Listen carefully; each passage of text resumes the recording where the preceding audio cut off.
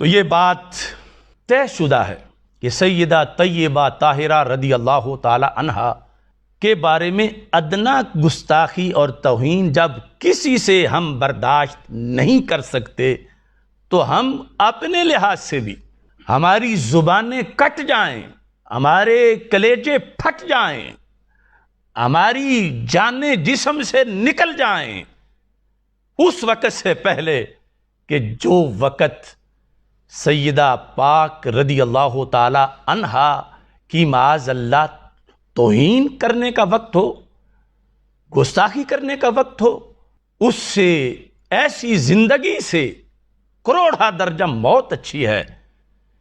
اس بنیاد پر اللہ کا کروڑوں بار شکر ہے کہ ہم نے تحفظ پورے دین کا کیا اور ایک سپاہی کی شکل میں محاذ پہ کھڑے ہیں۔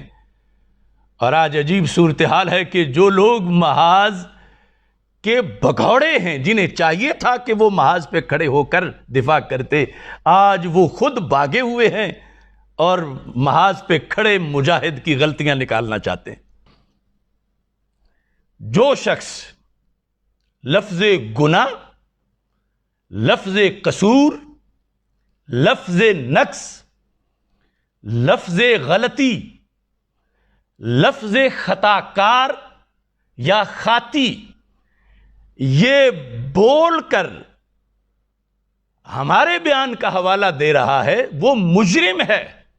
ہمارے بیان کے اندر پیر صاحب سے لے کر میرا بیان اس پر تشریح ہے، لفظ خطا کا ذکر ہے، اور ہم اس لفظ کی جگہ کوئی اگر لفظ گناہ بولتا ہے، صغیرہ گناہ بولتا ہے، کبیرہ گناہ بولتا ہے، لفظ سیئہ بولتا ہے، لفظ قصور بولتا ہے، لفظ نقص بولتا ہے، عیب بولتا ہے، خطا کار بولتا ہے، ہم ان تمام لوگوں کی مذمت کرتے ہیں اور ان کو خائن قرار دیتے ہیں، اور کسی کو بھی اجازت نہیں دیں گے کہ وہ لفظ خطا پر اپنی طرف سے یہ حاشیے چڑھائیں۔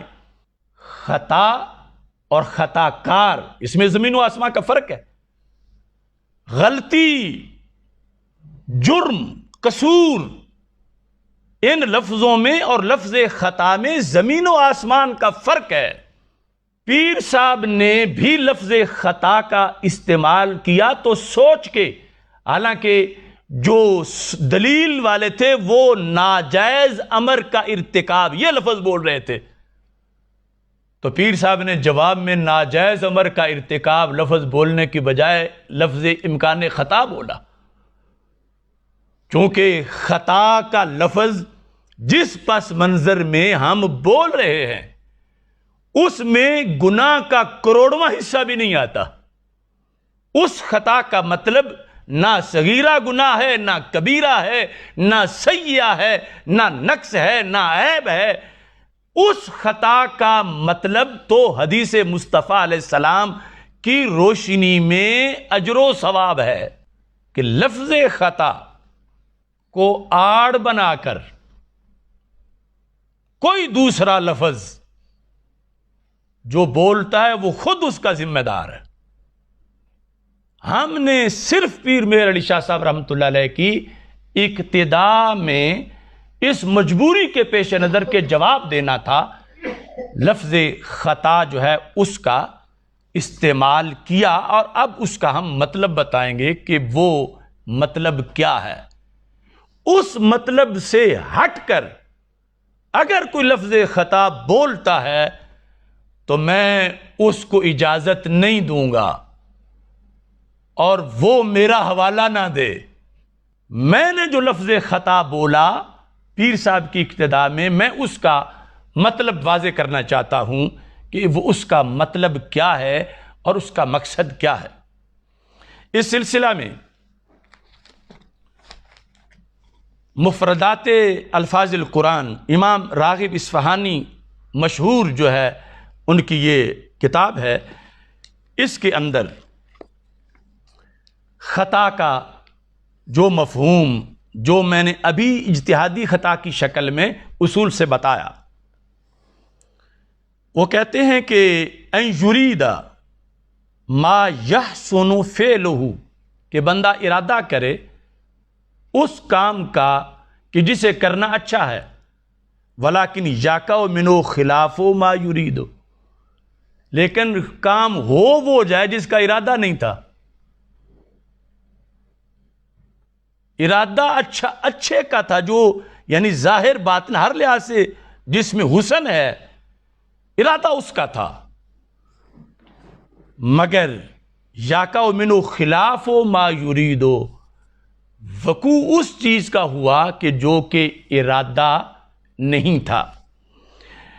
اس کو مزید واضح لفظوں میں بیان کیا ہے التوقیف علی مہمات التعاریف. امام عبد الرؤف مناوی جو ہیں انہوں نے اس کو بیان کیا صفحہ نمبر 210 پر. خطا کیا ہے؟ ان یرید ما یحسن فعلہ لیکن یقع عنہ بخلاف ما یرید وہذا اصاب فی الارادہ واخطا فی الفعل وهو المعنی بحدیث رفع عن امت الخطا وبخبر من اجتہد فاخطا فلہ اجر. کہ خطا سے مراد یہاں پر گناہ نہیں، نہ صغیرہ نہ کبیرہ، سیئہ نہیں. خطا سے مراد یہاں غلطی نہیں، جو عرف عام میں لوگ جس کو غلطی سمجھتے ہیں. خطا سے مراد یہاں وہ فعل ہے کہ جس پر رسول پاک صلی اللہ علیہ وسلم نے حدیث میں اجر بیان کیا ہے، وہ فعل خطا سے مراد ہے. اور وہ حدیث سنن نسائی کے اندر حضرت ابو ہریرہ رضی اللہ تعالیٰ عنہ سے مروی ہے، حدیث نمبر 5396. عن ابی ہریرہ رضی اللہ تعالیٰ عنہ قال قال رسول اللہ صلی اللہ علیہ وسلم، اس میں وَإِذَا اجْتَهَدَ فَأَخْطَأَ فَلَهُ أَجْرٌ. اِذَا اجْتَهَدَ فَأَخْطَأَ، کہ جب کسی نے اجتہاد کیا، فَأَخْطَأَ، اور اس میں خطا کی اس نے، یعنی خطا اس سے ہو گئی، تو کیا ہوگا؟ فَلَهُ أَجْرٌ، اس کے لیے اجر ہے. کس پر اجر ہے؟ خطا پر. اور ایسے ہی صحیح بخاری شریف کے اندر یہ الفاظ اسی حدیث کے موجود ہیں. صحیح بخاری شریف جلد نمبر 4 کے اندر اس میں یہ ہے کہ اذا حکم الحاکم فاجتہد ثم اصاب فلہ اجران واذا حکم فاجتہد ثم اخطا فلہ اجر. فاجتہد ثم اخطا، یہ ہے خطا. اس واسطے پیر صاحب نے یہاں لفظ اور نہیں بولا، نہ لفظ ناجائز، نہ لفظ قصور، نہ لفظ نقص، نہ لفظ گناہ، نہ لفظ غلطی. یہاں ہے لفظ خطا.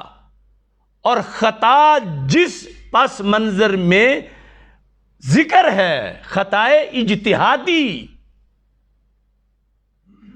اس کے لحاظ سے سرکار فرما رہے ہیں کہ اذا حکم فاجتہد ثم اخطا فلہ اجر، اس کے لیے تو اجر ہے. تو جس لفظ کا مطلب اجر ہے، گالی نہیں، عیب نہیں، جس لفظ کا مطلب اجر ہے اس کو توہین کیوں کہا جا رہا ہے؟ بولا ہم نے ہے، بولا پیر صاحب نے ہے، اور ہم نے اس کے حوالے دیے ہیں کہ وہ لفظ خطا ہے، خطائے اجتہادی. کیونکہ پیر صاحب نے مطلقاً خطا کہا تھا، تو ہم نے اس مختصر جملے کے اندر جو ہے وہ مطلقاً اس کی اتنی وضاحت کر دی. خطا اجتہادی جو کہ باعث اجر ہے، باعث ثواب ہے. اب جس چیز پر سیدہ پاک رضی اللہ تعالی عنہ کے لیے حدیث مصطفیٰ علیہ السلام کی روشنی میں اجتہاد کے نتیجے میں ایک اجر کا اعلان مل رہا ہے، کیا اس چیز کو ختم کرنا چاہتے ہیں، اس سے رجوع چاہتے ہیں، یا اس کو توہین کہہ رہے ہیں۔ اور ساتھ دوسری بات، یہ جو لفظ خطا ہے، اگر اس لفظ کو کوئی مترادف سمجھتا ہے، معاذ اللہ، مترادف گناہ کا، غلطی کا، سیئہ کا، نقص کا، عیب کا، تو وہ پھر اپنا منہ بند رکھے، کبھی بھی لفظ خطا نہ بولے۔ اس مقام پر جو خطا کے لفظ کو گناہ کا مترادف یا عیب نقص کا مترادف سمجھتا ہے، تو اس کے لیے اجازت نہیں کہ وہ یہاں اس مقام پر لفظ خطا بول کے اس کی نسبت حضرت سیدہ طیبہ طاہرہ کی طرف کرے۔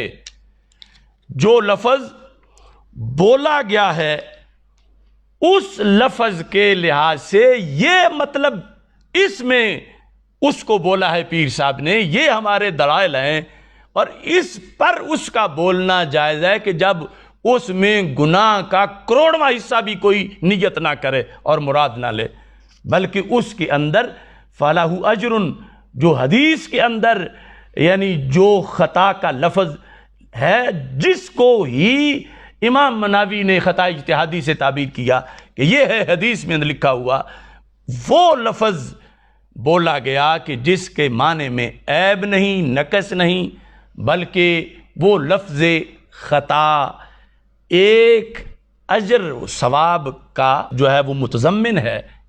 اس سلسلہ میں یہ وضاحت بھی ذہن میں رکھی جائے کہ کچھ لوگوں نے بڑا زور دیا بار بار اس بات پر کہ یہ جو لفظ انہوں نے آخر میں بولے ہیں یہ پیر صاحب کی عبارت میں نہیں ہے، پیر صاحب کی عبارت میں نہیں ہے۔ تو کس نے دعویٰ کیا کہ پیر صاحب کی عبارت میں ہے؟ یہ بڑا جیسے کوئی فتح کر رہے ہیں کہ دیکھو پیر صاحب کی عبارت میں یہ لفظ نہیں ہے۔ میں نے تو خود عبارت پڑھ کے وقف کر کے لوگوں نے اس پر سبحان اللہ جو کہہ دیا، اس کے بعد یعنی کے لفظ سے آگے اس کی وضاحت شروع کی، یعنی یہ لفظ موجود ہے۔ جناب سیدۃ النساء رضی اللہ تعالی عنہا بھی بوجہ بدعت الرسول علیہ السلام ہونے کے ابدیت محضہ کی وارث ہیں، اور اپنے والد ماجد علیہ السلام کی طرح ان کی عالی اور پاک شان بھی ملکیت کے دھبا اور خدائی فیصلے پر ناراضگی کے نقص سے منزہ اور پاک ہے۔ یعنی یہ فرمایا کہ مسئلہ باغ فدق میں یہ روافض تم دلیل نہ بناؤ کہ معصوم تھی تو مانگنا ہی حق کی دلیل ہے، پرانی خطا کا امکان تھا۔